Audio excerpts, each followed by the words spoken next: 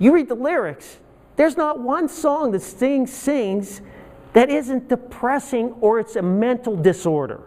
I'll be watching you. He's talking about, it's one of his greatest hits, I'll be watching you. He's stalking somebody. That's what he's doing. He's stalking somebody. Then another one, he's talking about a teacher in school taking advantage of a young girl in high school. He's the teacher, he's teaching her, and he's taking advantage of her. He's having a relationship with her. This is Sting. Popular songs. This is what we're singing. This is not Christian worldview. All right? And we can say we're Christian worldview, but that's where our 9%, that's why we only got 9%. Because everybody's taking this all in. The yeast of our American culture is seeping its way into us. So let's look at worldview.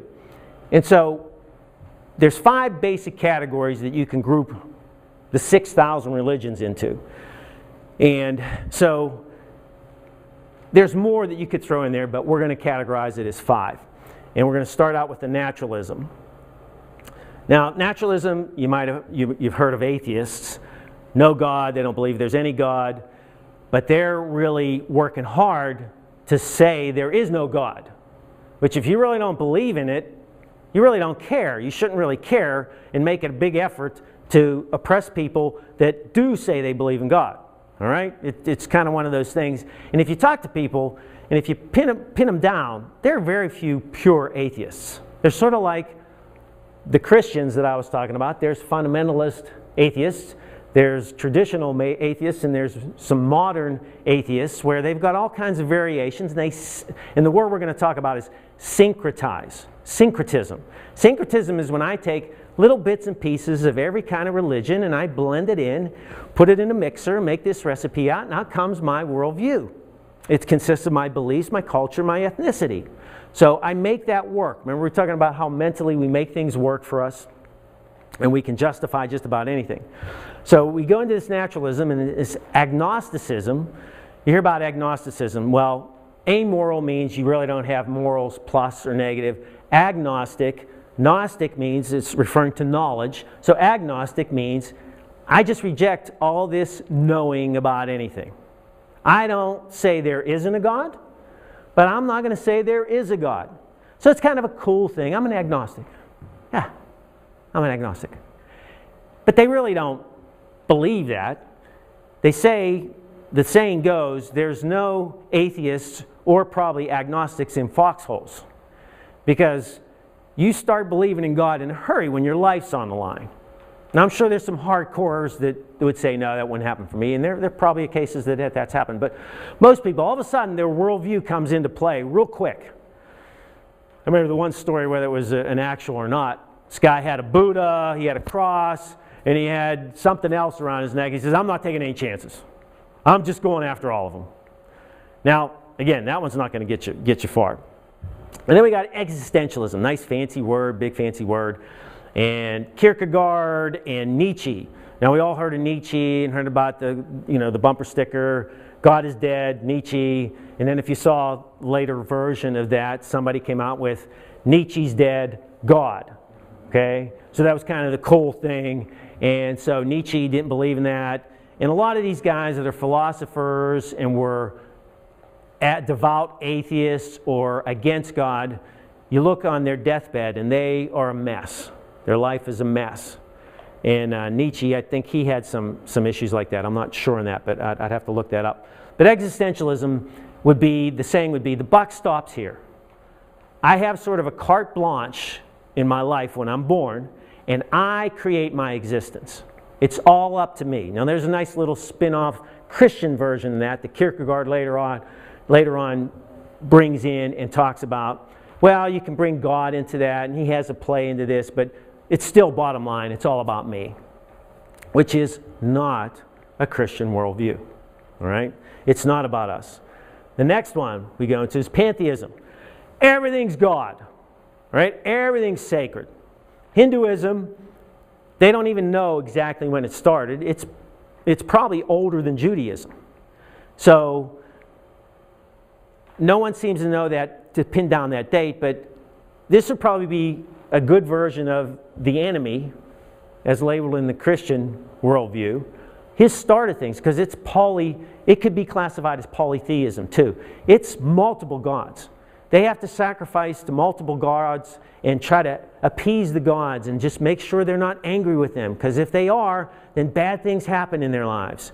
And so everything's a god. So that's why they can have starving people in the ditches and have cows walking along, and you can't harm an animal. There's rats all over the place because you can't harm anything. That's a worldview.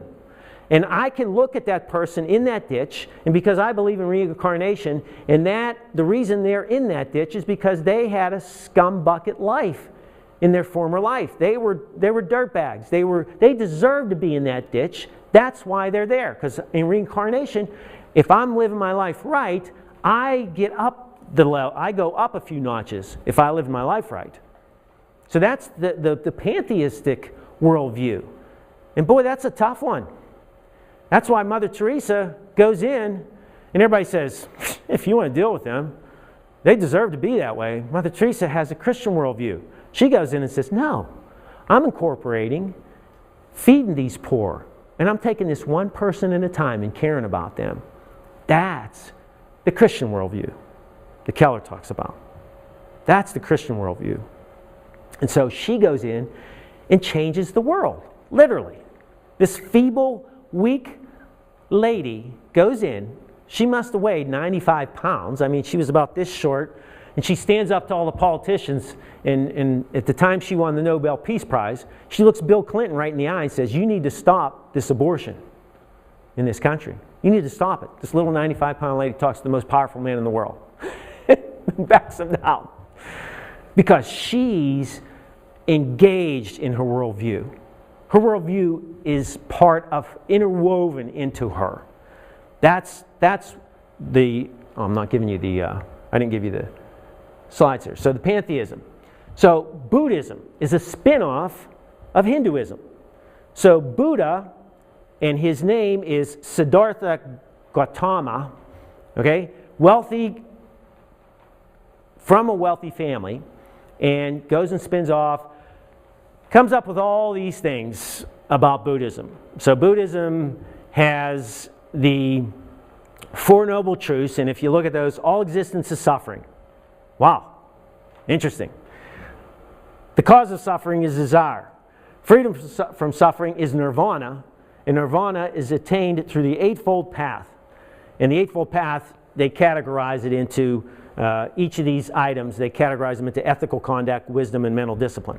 So Buddhism, everything's wonderful and everything's part of God, and there's all this energy. But again, you work out your salvation. And you've got to get to nirvana. And a lot of our kids, again, at that time, why do you name a group Nirvana? Is Kurt Cobain really into Buddhism? Maybe.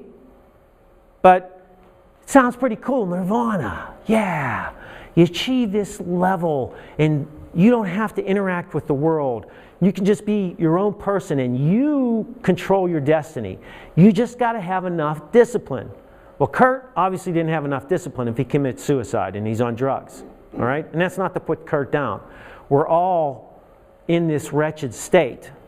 But if we don't recognize it and we start thinking that, oh yeah, we can seal our own, we can control our own fate, then woe is us. And again, when you look at Buddhism, it talks about karma. How many of you hear Christians talking about, well, I just had bad karma today. Okay? And we've all talked about it, and it sounds pretty cool, karma. Well, you know what? The karma is not a Christian worldview.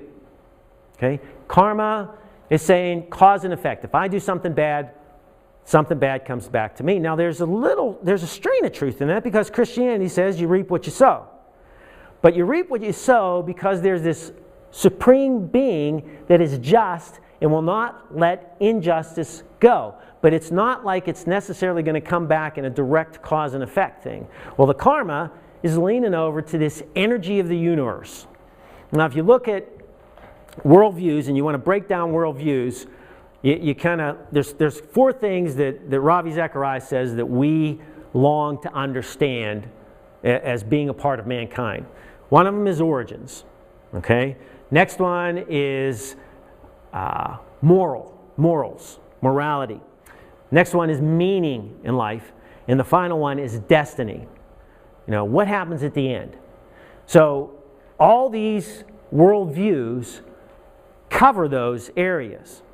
But where you want to see them break down, and really the only one that stands strong, once you start learning how to get involved with these and understanding what each of them are about, Christianity stands way above all the rest of these. It's not even close. So we get involved in looking at pantheism. So our next category, and we've got, wait, I gotta go back. Yeah, pantheism, again. Let's bring in the Chinese. Got to bring in the Chinese to this too. Chinese really don't have a national religion. Even before communism came in, they really did not have a religion. There's Confucianism, you know, with Confucius and Taoism. So they're more a logical, you could call it a philosophy, but it's still religious in the sense that they have these principles and these concepts that they look at. So Lao Tzu, 6th century BC, brings in this Taoism. So we are to seek inner contemplation. Well, that sounds pretty cool. Huh? About mystical union with nature. Yeah, why not? Tree huggers, sounds good. How about simplicity? Hey, that's a good thing. Wu-wee, non-action. Doesn't it sound a little bit like our welfare state? Yeah. So inner contemplation, or what that could be watching TV, mystical union with nature, simplicity. But they want to abandon wisdom, learning, and purposeful living. Christianity says, above all else, get wisdom. Above all else, learn. Get to know God. Get to know Him. Purposeful living. You are here for a reason. Jesus came so we would have life to the fullest. Totally opposite of what Taoism is preaching and saying to do. Then there's the New Age. We even got a genre of music called New Age music. It's New Age music. And New Age is just all over the place. It's like spirituality. Like now, you know, the great saying to talk about now is, well, I'm spiritual, but I'm not religious. What does that mean?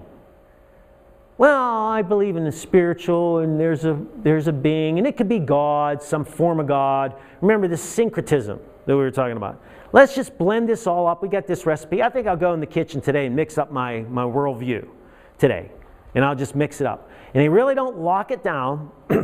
And the problem is, Christians, we really don't lock our worldview down either. So therefore, we're no better because we're just sort of floating around.